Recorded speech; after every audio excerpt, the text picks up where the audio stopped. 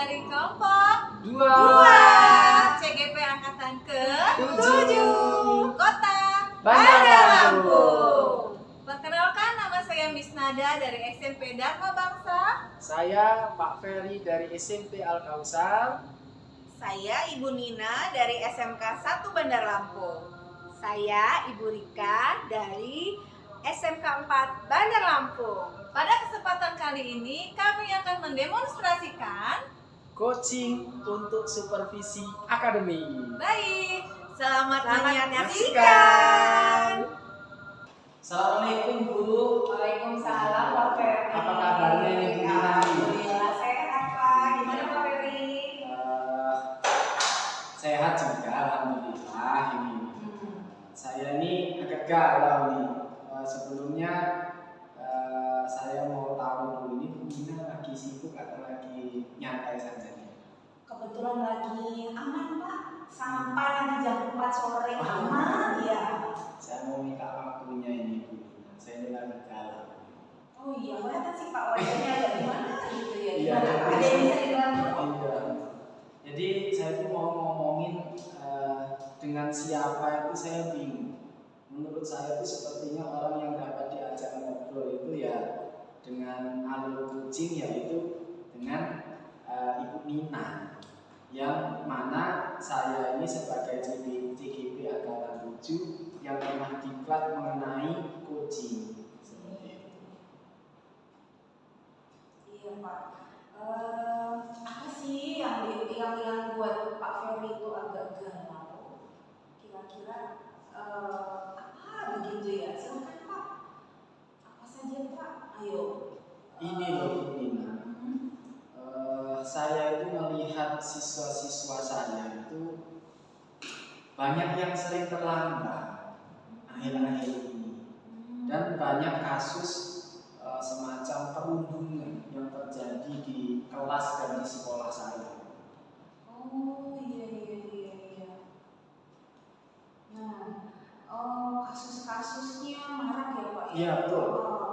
Nah, menurut Bapak dari beberapa kasus-kasus ya masalah tadi, menurut Bapak apa ya yang mesti Bapak lakukan? Ya menurut saya sih sepertinya ini anak-anak ini membutuhkan semacam suatu komunitas untuk membangkitkan jiwa nasionalisme siswa-siswi di sekolah. Seperti itu. Oh iya, keren itu Pak, benar. Nah, selanjutnya komunitas yang seperti apa yang menurut Pak Ferry bisa untuk jadi solusinya? Menurut saya sih ini mungkin ya Bu ya. Perlunya komunitas itu untuk mewadahi anak-anak itu bisa menjadi siswa dengan profil pelajar Pancasila. Nah, komunitas itu saya kasih nama itu, saya rencananya kasih nama CEC. Wah, CEC keren. itu adalah Civic Education Klub ya Pak? Club, ya benar. iya. Oh ya benar. Civic Education Club gitu. Saya rencananya mau ngasih namanya kayak Keren gitu itu, Pak. komunitasnya. Komunitas CEC itu ya semacam komunitas agar anak-anak dapat terwujud menjadi siswa profil pelajar Pancasila, yang kegiatan-kegiatannya itu seperti ekstrakurikuler, bisa juga intinya ke arah kegiatan itu tuh bisa membangkitkan jiwa nasionalisme mereka seperti itu. Oh iya. Saya baru dengar itu Pak. Ini CEC ya, Civic Education Club. Nah, kegiatan-kegiatannya seperti apa ya Pak? Rencananya sih saya akan konsultasi lah kegiatannya seperti yang tadi, yang apa dalam ekstrakurikuler, kemudian apa namanya kegiatan-kegiatan yang menimbulkan jiwa nasionalisme lebih meningkat lagi. Rencananya juga saya akan konsultasi, langkahnya itu pertama ke pimpinan lah, dalam hal ini kan kepala sekolah,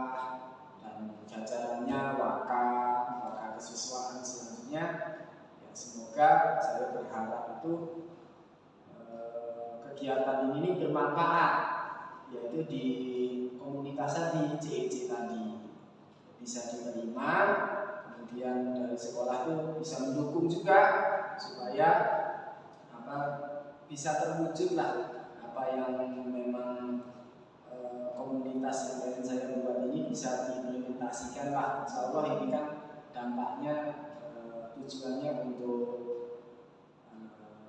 kelangsungan sekolah supaya hal-hal seperti bullying itu tidak terjadi lagi lah. Minimal seperti itu. Bagus tuh Kak Ferry, keren banget ya.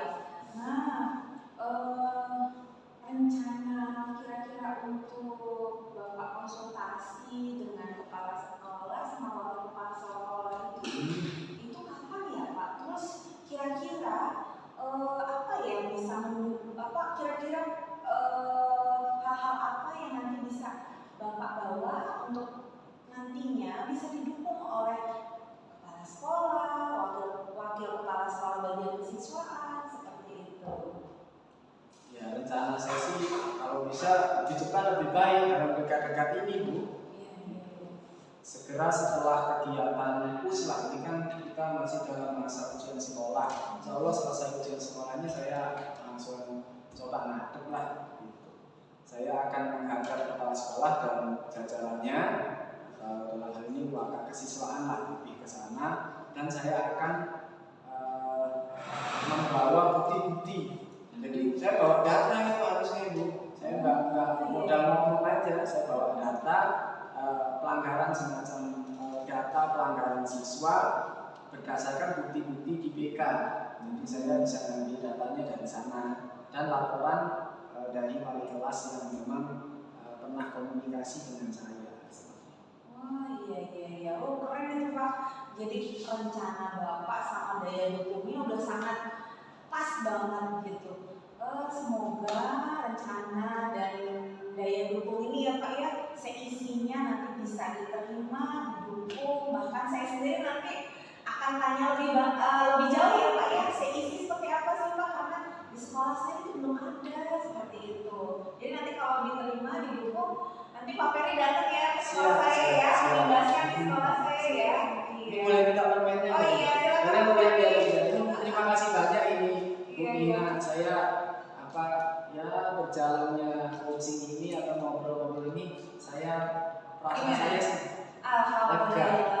Tadinya saya itu bingung gimana lah ini terhadap keluh kesah saya ini saya menceritakan, tapi alhamdulillah setelah ngobrol-ngobrol ini lebih lega seperti itu. Jadi sekali lagi terima kasih banyak atas saya bisa dalam hal ini praktek coaching lah kita ini sebenarnya Ibu ya. Sekali lagi terima kasih atas waktunya ya. Sama-sama Pak Ferry, saya juga senang loh bisa bantu ya walaupun kita ngobrol lagi ya Pak, tapi saya doain semoga seisinya diterima, didukung ya Pak ya. Nanti kita komunikasi lagi ya Pak ya. Siap Bu. Saya lagi pamit, ini ada kegiatan lagi Bu ya. Saya sehat, tapi saya melihat ada aura-aura sedih gitu, ragu bimbang gitu ya Bu. Iya, gimana Bu? Sebentar saya ada permen loh untuk perkenalan.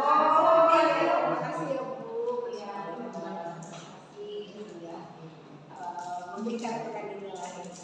Kebetulan saya bawa untuk ini, udah selesai semua, koreksi sudah, pembentukan dari rapor sudah, jadi saya bisa berbahasa berbicara. Iya, maaf ya Bu, ganggu waktu Nanda sedikit. Apa yang tujuan dulu Kak? Ya, saya sih pengen cerita sedikit ya Bu tentang konsentrasi belajar siswa saya di kelas itu. Oh, jadi ada apa dengan konsentrasi? Jadi kan karena konsentrasi itu anak-anak itu berkaitan dengan gadget sih sebenarnya. Jadi yang ingin Bu Vika sampaikan itu hubungan gadget dan konsentrasi Belajar anak. Seperti apa Bu? Apa yang ingin dicapai oleh Bu Vika? Jadi kan anak-anak itu sebenarnya kan belajarnya itu ketika sering sih Bu, saya juga kan sering dapat laporan juga bahwa ketika proses pembelajaran anak-anak itu bawa HP Bu. Memang diperbolehkan kan di sekolah saya untuk membawa handphone gitu kan untuk mendukung proses pembelajaran. Tapi sininya kok HP itu kadang-kadang ketika proses pembelajaran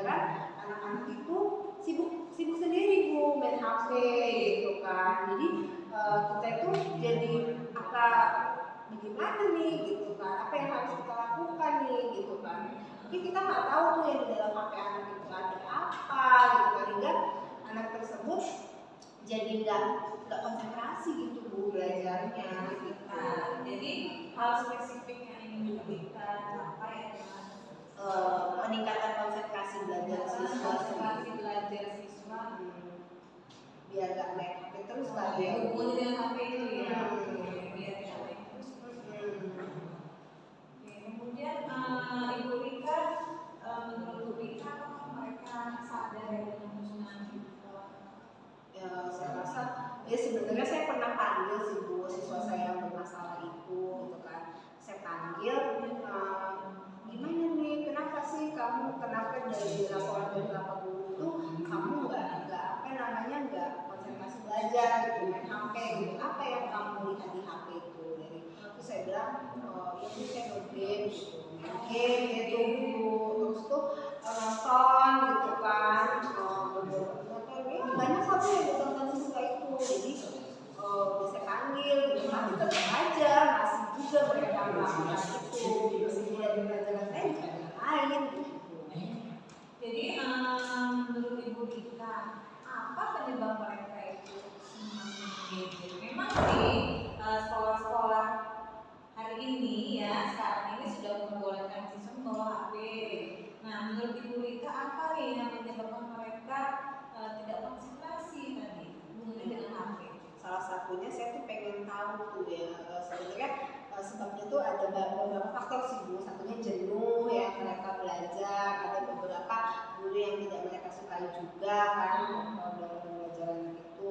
Kemudian yang ketiga saya tuh pengen tahu sebenarnya Bu, apa sih yang ada di dalam handphone mereka itu Bu, hingga konsentrasinya bisa menurun atau ada yang lain Bu gitu kan, lagi viral sekarang ya.